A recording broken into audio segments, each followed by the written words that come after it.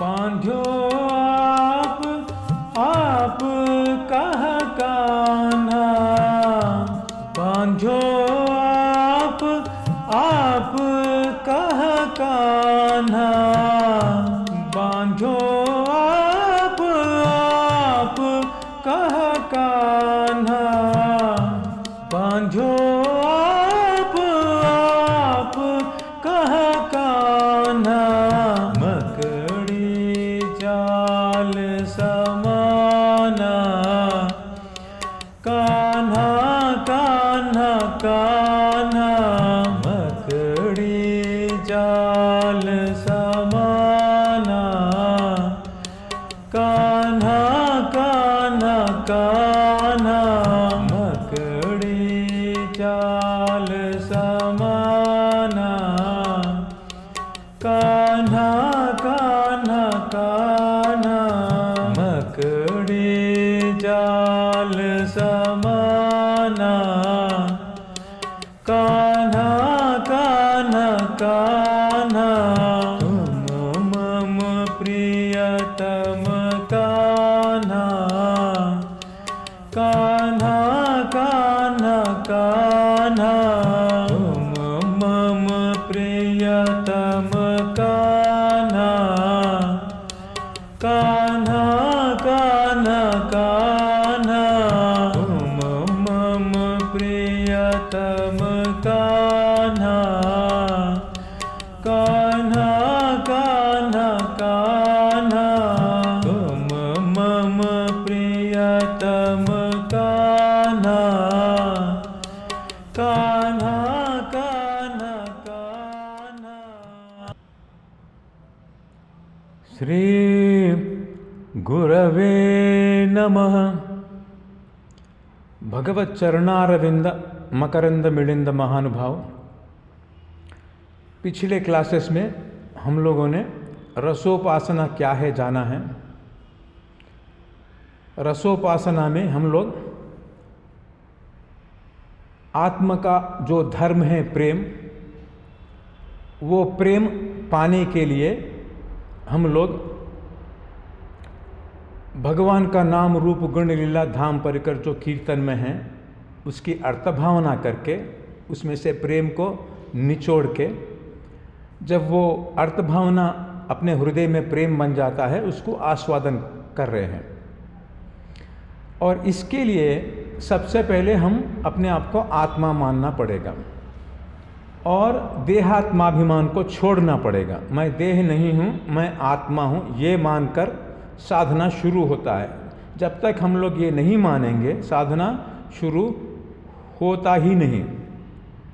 तो पिछले क्लास में हमने ये समझा कि क्या धारणा रहने से हम लोग देहात्माभिमान को छोड़ेंगे।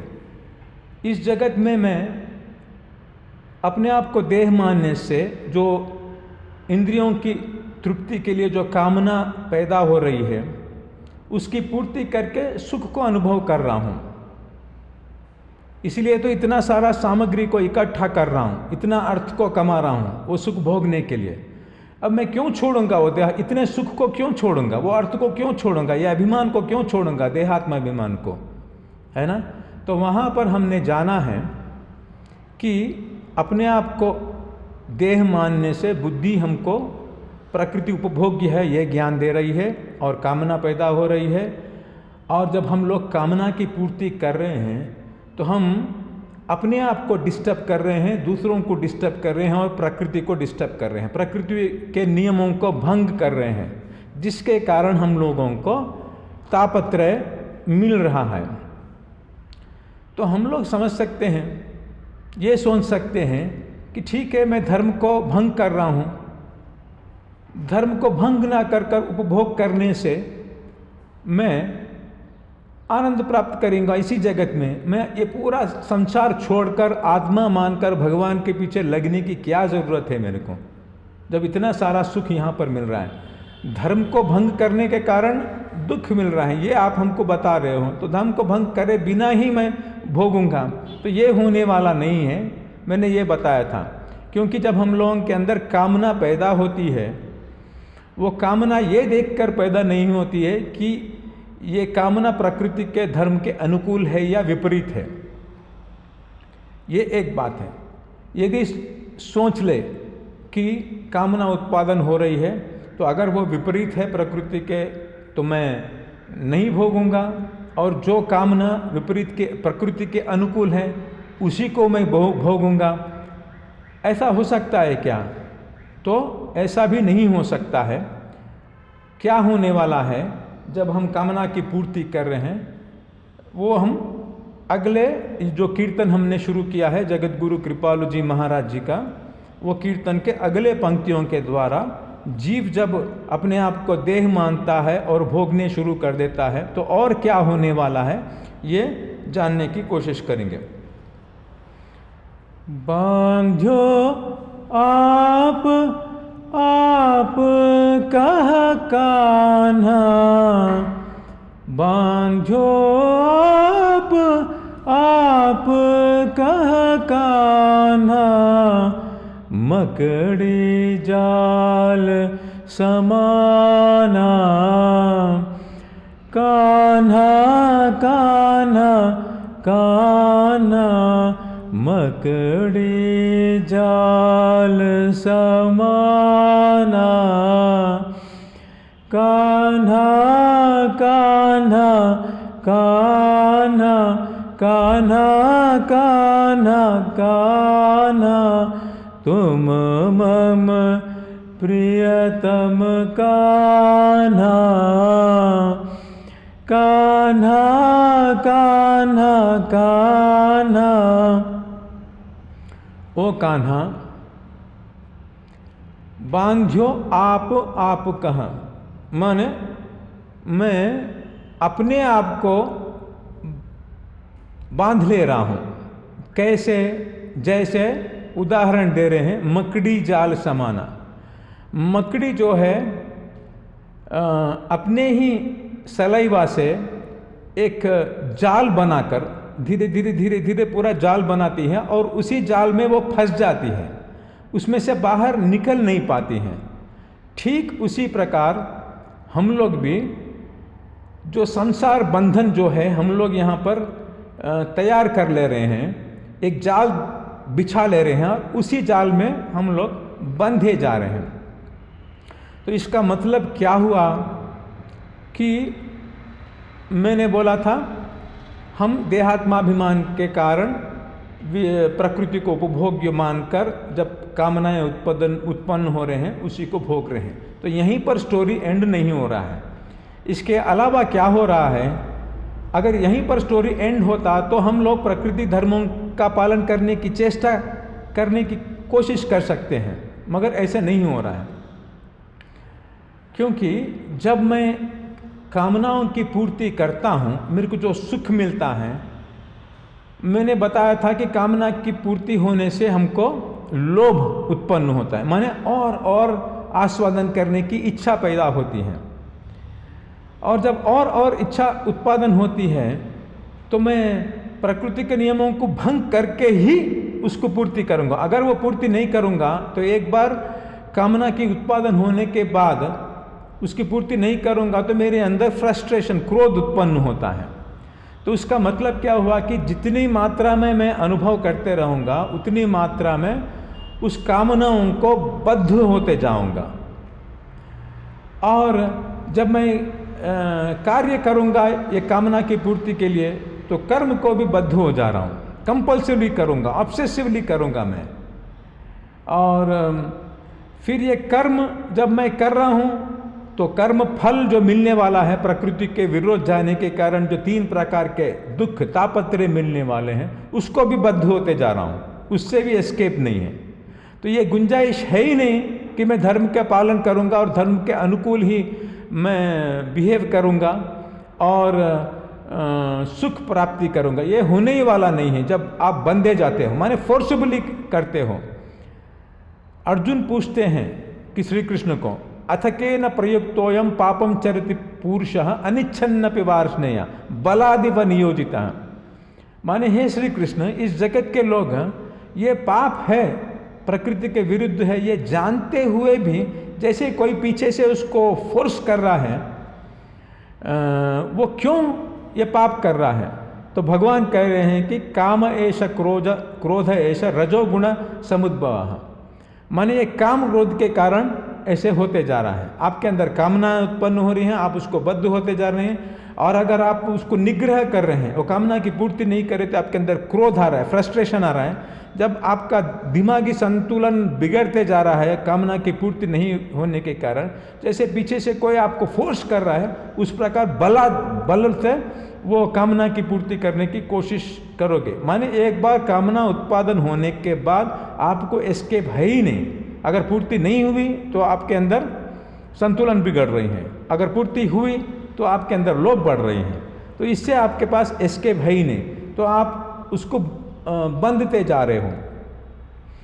और ये ज्ञान ये जो अनुभव हमको मिल रहा है, सुख मिल रहा है विषयों को उपभोग करने के कारण, जो बुद्धि हमको ज्ञान दे रही है, वो ज्ञान क्या है कि प्रकृति उपभोग्य है।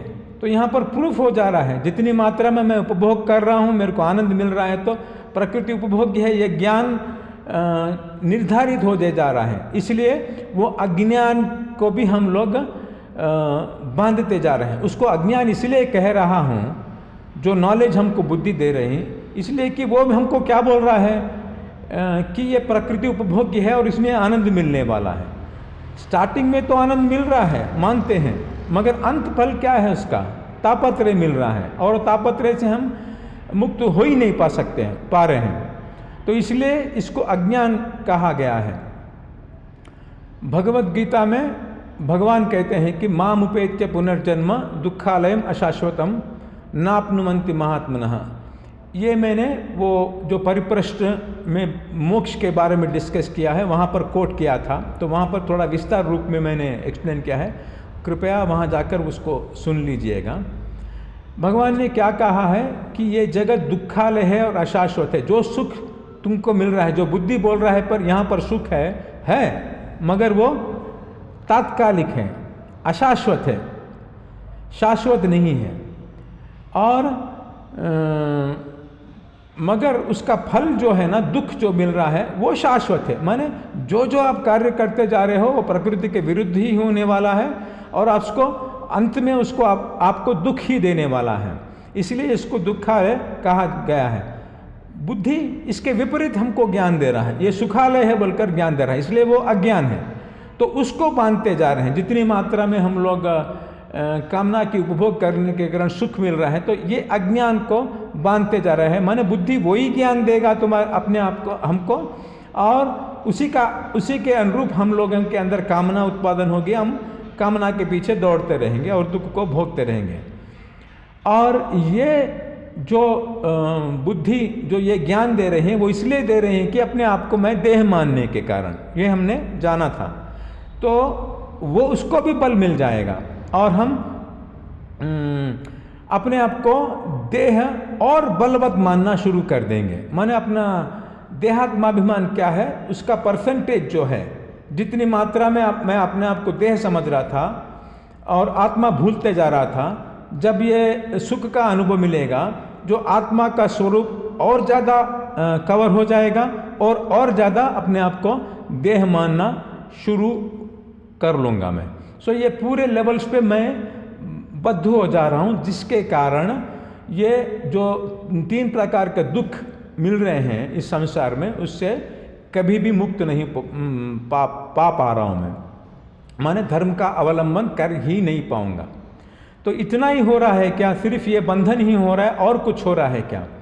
तो हम लोग अगले लाइन में जानेंगे। जगत गुरु कृपालु जी महाराज हमको समझा रहे हैं। भोग्यो लख 84 कान्हा, भोग्यो लख 84 कान्हा, योनि जनमे दुख नाना। कान्हा कान्हा कान्हा, योनि जनमे दुख नाना। कान्हा कान्हा कान्हा कान्हा कान्हा कान्हा तुम मम प्रियतम कान्हा कान्हा कान्हा कान्हा। इसके अलावा और क्या हो रहा है कि ये मनुष्य देह जो है, सिर्फ ये देह ही आत्मा के बारे में, परमात्मा के बारे में और प्रेम के बारे में, चेतन तत्व का जो स्वरूप है और उपासना के बारे में और भगवान के दिव्य धाम के बारे में जान सकता है। जितने भी योनि हैं, पशु पक्षी आदि है, वो ये ज्ञान नहीं जान सकते हैं। इसीलिए तो हम लोग ये समझने की कोशिश कर रहे हैं ना कि हम लोग जान सकते हैं ज्ञान को। और इसका एक ही एक पर्पज़ है, माने मनुष्य जन्म पाने का एक उद्देश्य यह है कि ये संसार दुखमय है, ये दुखालय है।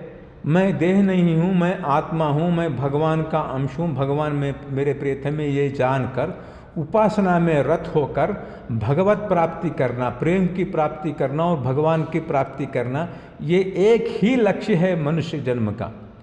अगर हम लोग उपासना ना कर कर, गुरु का आश्रय ना लेकर, ये उपासना में हम जब तक अपने आप को रत नहीं करेंगे तो हम लोग जो ये शरीर का लक्ष्य है उस लक्ष्य को ठुकरा दे रहे हैं।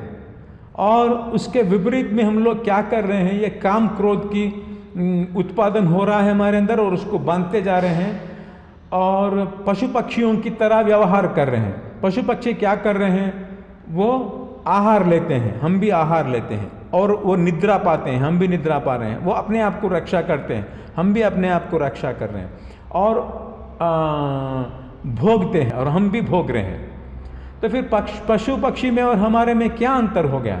माने जब हम ये साधना करके भगवान की प्रेम को प्राप्ति करने की चेष्टा नहीं कर रहे हैं, हम लोग पशु पक्षी वत व्यवहार कर रहे हैं, जिसके कारण ये मनुष्य देह जो दुर्लभ है, सुर को भी दुर्लभ है ये कहा गया है, माने देवताओं को भी ये दुर्लभ है। वो लोग वहाँ पर स्वर्ग में जाकर सुखों को भोग रहे हैं हजारों साल तक, वो लोग भी उपासना नहीं कर सकते हैं, केवल सुख की भोग करते हैं। पशु पक्षी भी उपासना नहीं कर सकते हैं, वो भी भोगते हैं। केवल हम लोग ही ये ज्ञान को प्राप्त करके उपासना कर सकते हैं, और हम लोग इसको गवा दे रहे हैं लापरवाही से, जिसके कारण पशु पक्षियों की वृत्ति हम लोग पाने की कोशिश करने के कारण हमको अगले बार ये मनुष्य देह मिलने वाला नहीं है, और हमारा अगला जन्म ये 84 लाख योनियों में होने वाला है। शास्त्र कहता है कि पूरे 84 जितने भी योनि हैं उनको 84 लाख योनियों में बांटा जा सकता है, वो हमको मिलने वाला है। हम माने हम लोग कुत्ता बनने वाले हैं, बिन्नी बनने वाले हैं, मच्छर बनने वाले हैं, सांप बनने वाले हैं, और पुण्य किया तो देवता भी बनने वाले हैं। मगर वहाँ पर सुख को भोगने के बाद फिर नीचे गिरना पड़ेगा। क्षीणे पुण्य मर्त्य लोकम विशंति, भगवद गीता में कहा गया है। और यहाँ पर फिर कुत्ता बिल्ली बनकर घूमना शुरू करेंगे, और कितने के हजारों करोड़ों साल के बाद फिर ये मनुष्य जन्म मिलेगा, और इस मनुष्य जन्म में फिर साधना करना पड़ेगा। अगर उस जन्म में भी गुरु का आश्रय लेकर साधना नहीं करा तो फिर 84 लाख योनि में जाने वाले हैं। तो इसको संसार कहते हैं, माने मनुष्य देह मिल रहा है, वहाँ पर हम लोग साधना नहीं कर रहे हैं, तो फिर 84 लाख योनि में भटक रहे हैं, फिर मनुष्य देह मिल रहा है, फिर उसमें भटक रहे हैं। तो ये संसार के चक्र में हम लोग फंसे जा रहे हैं, बांधते जा रहे हैं, और मान के ये 84 लाख योनियों में अनेक प्रकार के दुखों को भोग रहे हैं। आप लोग समझते हैं कि अगर मैं इंद्र बनूंगा तो वहाँ पर बहुत भोगूंगा, मगर वहाँ पर भी डर है। आपको मालूम है, अगर कोई हिरण्यकशिपु और रावण जैसे असुर तैयार होते हैं तो इंद्र को उनके डर से दौड़ के किसी बिल में छुप जाना पड़ता है। ये पुराणों में कहा गया है, वो स्टोरी आप पुराणों में जान सकते हैं। तो इसलिए